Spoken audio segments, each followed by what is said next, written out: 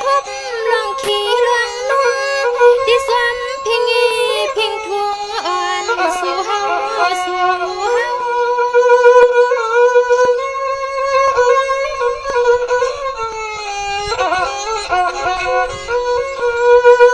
ในเย้าทุ่งมือก็สิเฮ็ดนักว่าปนตาทุ่งเก่าก็สิทอนนักขึ้นผู้ดึงอำปันให้มันเงา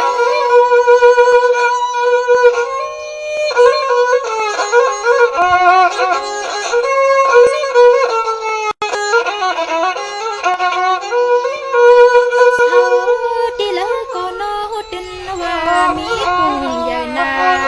สับหางสับตัวสาวที่แล้วก็โน้มีกุ้งใหญ่นาสับหางสับตัว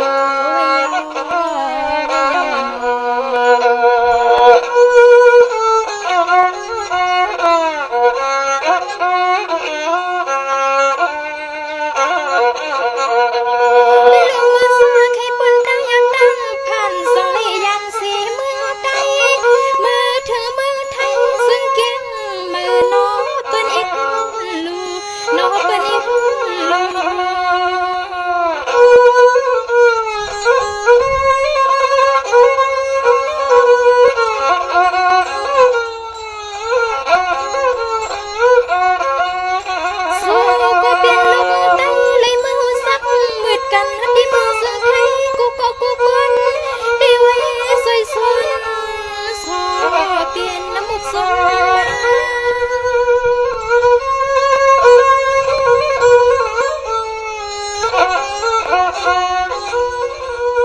นั่งหืออยู่ยาภาษาลองเย็นเฮานั่งดีหือกว่าอ่อนสวยแหวบ้า